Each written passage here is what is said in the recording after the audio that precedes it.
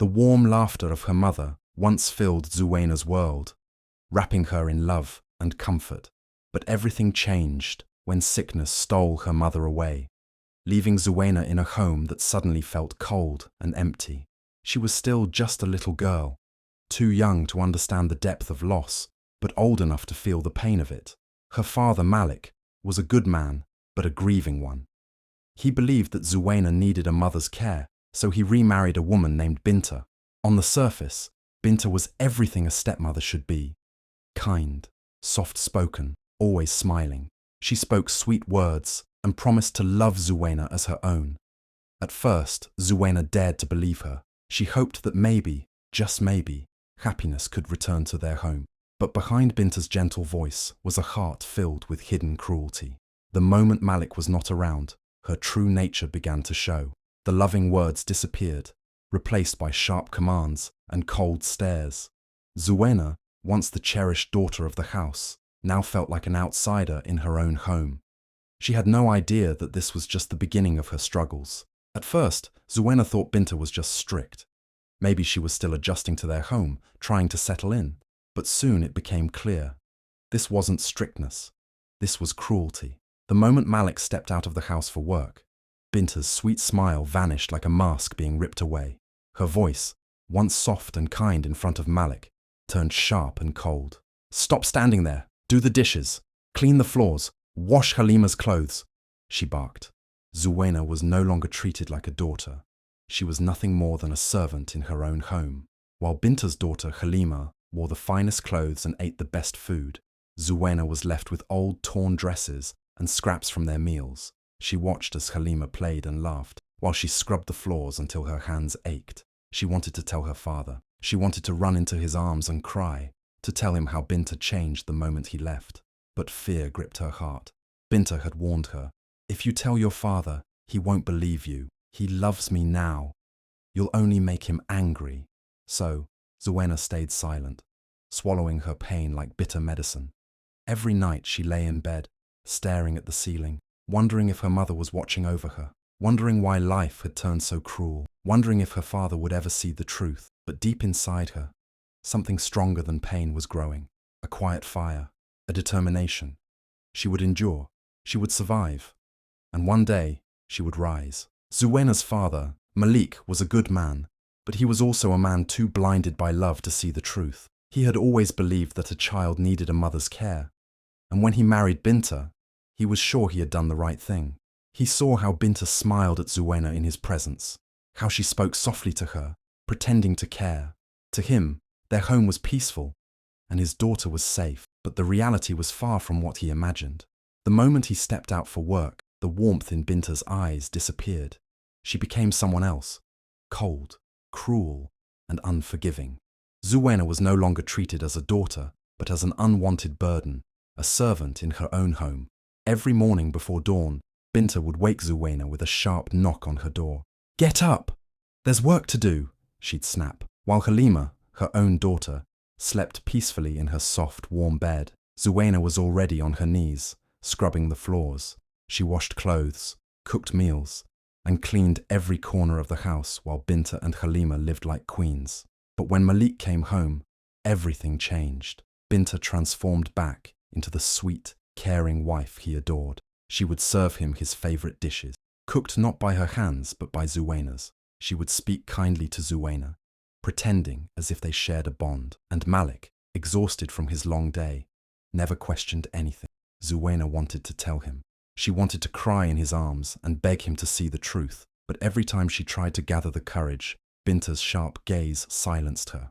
"Your father loves me," Binta had whispered one night, her voice dripping with venom. "If you try to turn him against me, you'll be the one he sends away, not me." Those words haunted Zuwena. What if her father didn't believe her? What if he thought she was lying? The fear of losing the only parent she had left kept her silent. So, she suffered in the shadows, hoping, praying, waiting, for the day when her father's eyes would finally open. But days passed, then months, then years, and Malik remained blind. Zuwena had always known that Binta hated her, but she never thought the woman would go so far as to throw her out of her own home. Yet, on the day she turned 18, Her worst nightmare became a reality. It started with whispers, soft, poisonous words that Binta fed into Malik's ears night after night. Zuweena is grown now. She's a burden to this house. A girl her age should be married or living on her own, not eating from her father's plate for free. At first, Malik hesitated. He loved his daughter, but Binta's words slowly took root in his mind. After all, wasn't she right? Zuweena was no longer a child. Shouldn't she be independent by now? One evening, after dinner, Malik finally spoke the words that shattered Zuweena's world. "It's time for you to leave, Zuweena. You are old enough to take care of yourself." His voice was firm, but there was no anger in it. Just the cold finality of a decision already made. Zuweena felt the air leave her lungs. She looked at her father, searching his face for any sign that he was joking, that he didn't mean it, but he wouldn't meet her eyes. He truly believed Binta's lies. "But Baba, where will I go?" she asked, her voice trembling. "You are strong," Malik said, avoiding her gaze. "You will find your way." Binta stood behind him, her arms crossed, a victorious smirk hidden behind her fake concern. Halima, too, watched from the corner, pretending to be uninterested. Zuweena wanted to scream, to shake her father until he saw the truth, but she knew it was useless. Binta had won. That night, with nothing but the clothes on her back and a small bundle of belongings, Zuweena walked out of the house she had once called home. The door closed behind her, and with it, the last piece of security she had in the world. She stepped into the cold, empty streets, her heart pounding in her chest. She had no money, no food, and no place to sleep. The city of Banjul stretched before her, vast and unfamiliar, its streets filled with strangers who didn't know her name, who wouldn't care if she disappeared into the night. Tears burned her eyes, but she refused to let them fall. She wouldn't break. She couldn't.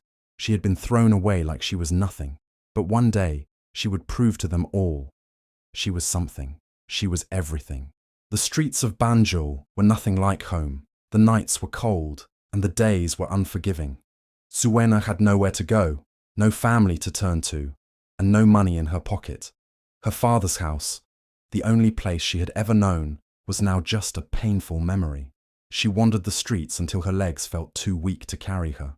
After hours of walking, she found an old market stall, abandoned, broken, but still standing. It wasn't a home, but it was shelter. Curling up on the hard wooden floor, she hugged herself for warmth. Hunger gnawed at her stomach, but there was nothing she could do. She hadn't eaten all day. She had never felt this kind of emptiness before. Days passed, and the struggle only grew worse. Finding food became a daily battle. She searched through trash bins, hoping to find leftover bread or a forgotten fruit. Sometimes kind strangers gave her scraps, but most people ignored her as if she didn't exist. The worst part was the humiliation.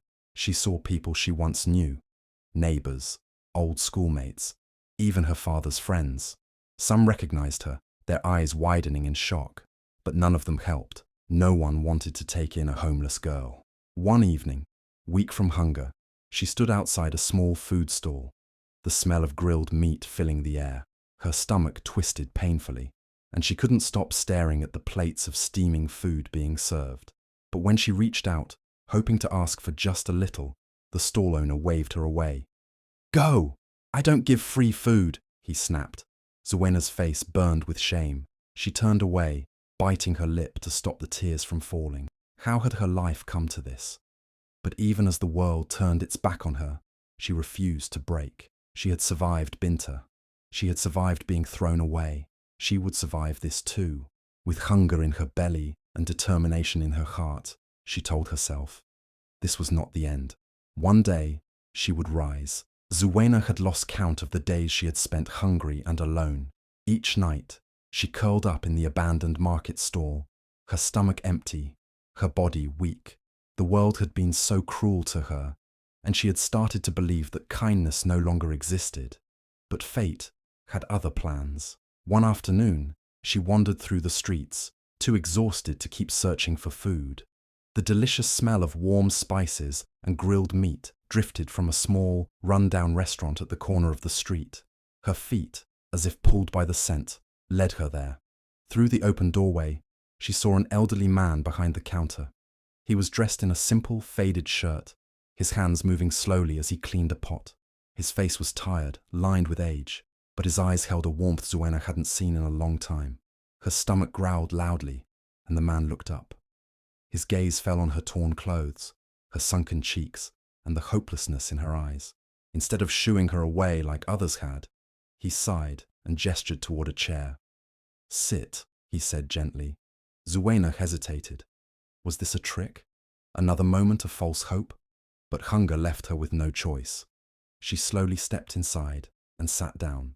Moments later, the man placed a bowl of steaming rice and stew in front of her. Tears stung her eyes as she picked up the spoon. She hadn't had a real meal in days. She wanted to eat slowly, to savor every bite, but her body took over. She devoured the food, her hands shaking. The old man watched her in silence. When she was finished, he spoke again. "My name is Baba Jengo," he said. "I own this restaurant. Business is slow, and I could use some extra hands. If you're willing to work, you'll have food and a place to sleep." Zuena looked at him, unsure if she had heard correctly. A place to sleep? Food every day? All she had to do was work. She nodded quickly, afraid he might change his mind. "I'll do anything," she whispered. That day, for the first time in a long time, Zuena felt something she thought she had lost forever. Hope.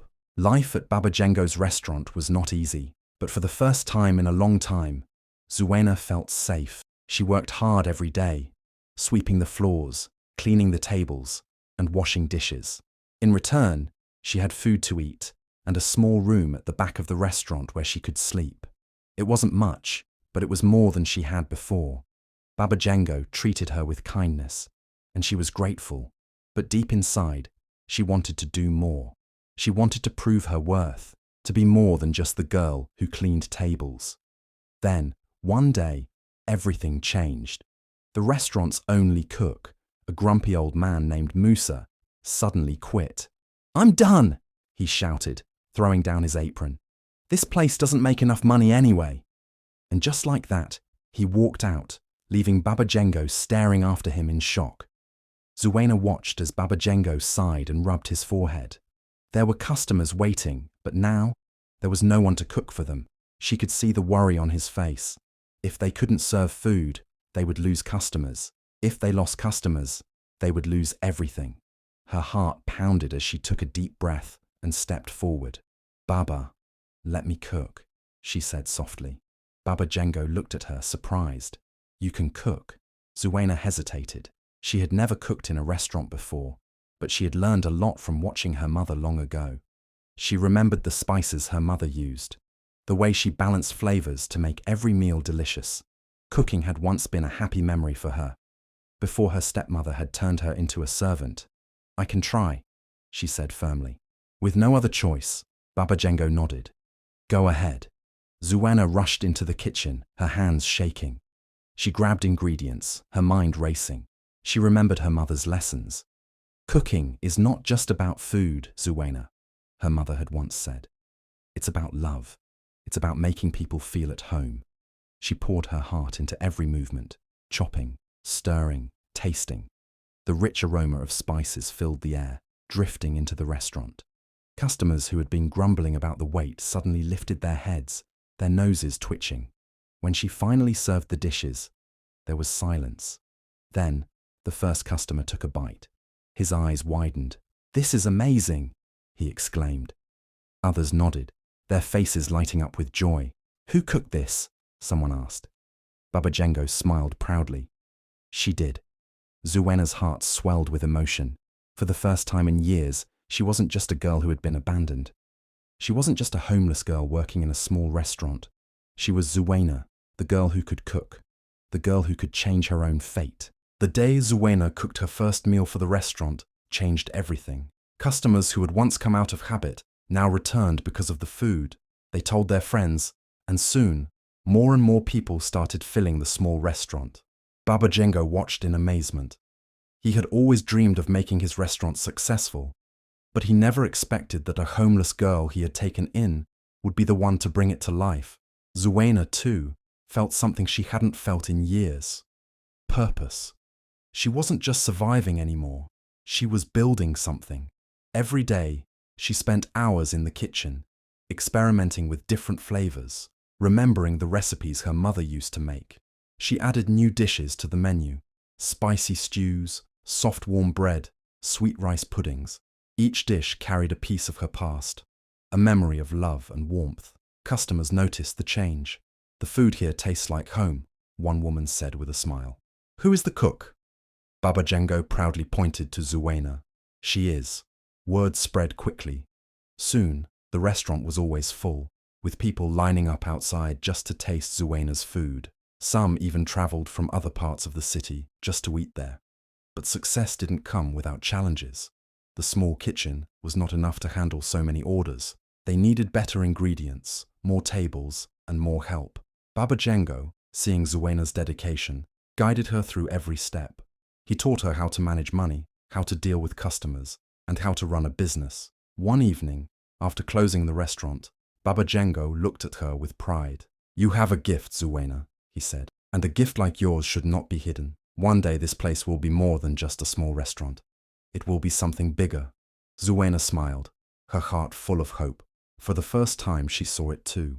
She wasn't just cooking, she was creating a future. Years passed, and the small restaurant that once struggled to survive became one of the most popular places in town. People no longer came just to eat. They came to experience Zuena's cooking. Every dish carried warmth. Every meal told a story. Customers called her food magic, and the little restaurant was always full from morning until night. Through it all, Baba Jango watched with pride. He had taken in a lost girl with nothing, and now she was the heart of his restaurant. She worked tirelessly, pouring her soul into every dish, treating every customer like family. She wasn't just a cook anymore. She was a leader. One evening, after the restaurant had closed, Baba Jango sat with Zuena under the dim kitchen light.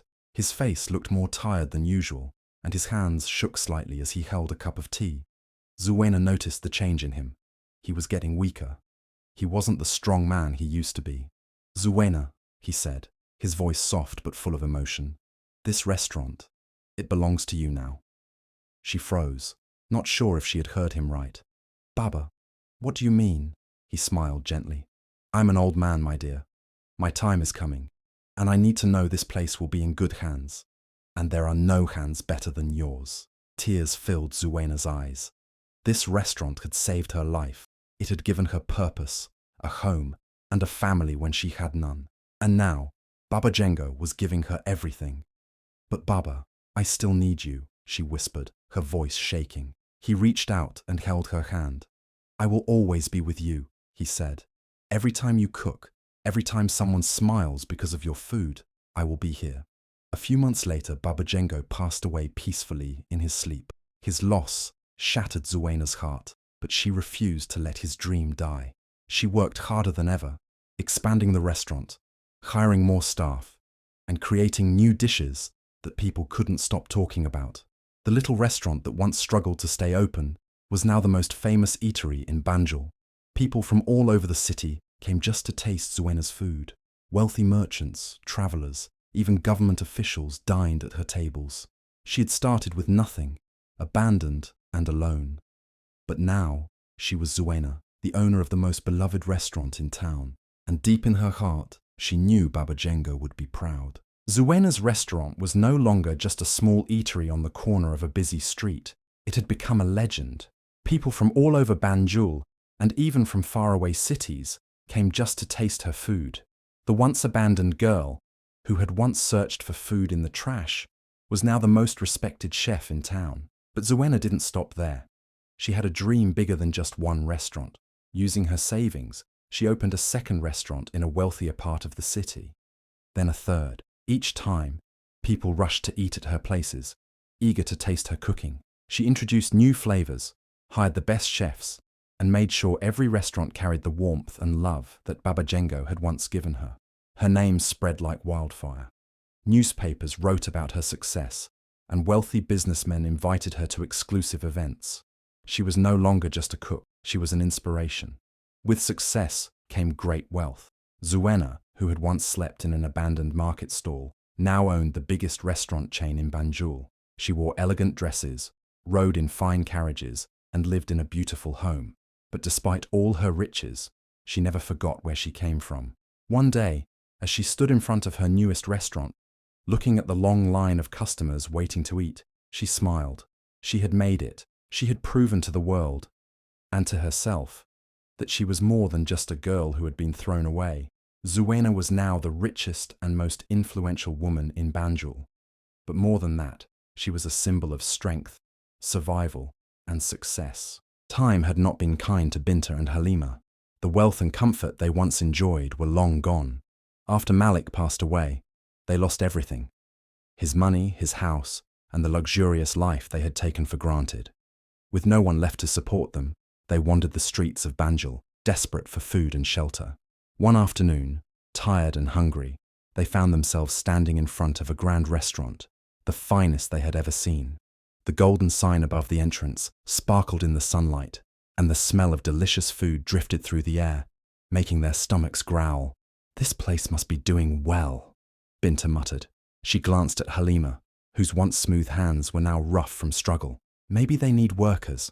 They hesitated for a moment, ashamed but desperate. Then, swallowing their pride, they stepped inside. The restaurant was breathtaking. Elegant chandeliers hung from the ceiling. Polished wooden tables gleamed under the soft lights, and well-dressed waiters moved gracefully, serving the guests. The air smelled of rich spices and freshly baked bread. It was nothing like the small, struggling restaurants they had begged at before. A woman sat at the far end of the room, dressed in a beautiful gown, her jewelry sparkling under the light. She was speaking softly to a waiter, her voice full of confidence. There was something familiar about her, but neither Binta nor Halima could place it. A manager approached them. "How can I help you?" he asked, eyeing their ragged clothes. We are looking for work," Binta said, her voice low with embarrassment. "We can clean, serve food, do anything." The manager raised an eyebrow. "Wait here," he said before walking toward the elegant woman. Binta and Halima stood nervously, looking around, unaware that their lives were about to change forever. They had no idea that the woman sitting before them, the owner of the most successful restaurant in Banjul, was the same girl they had once thrown away. As Binta and Halima stood nervously, waiting for the manager's decision, the elegant woman at the far end of the restaurant slowly rose from her chair. She walked toward them with quiet confidence, her golden jewelry catching the light, her long gown flowing behind her. The moment she stood before them, Binta felt a strange sense of familiarity, but she couldn't understand why. Then, the woman spoke.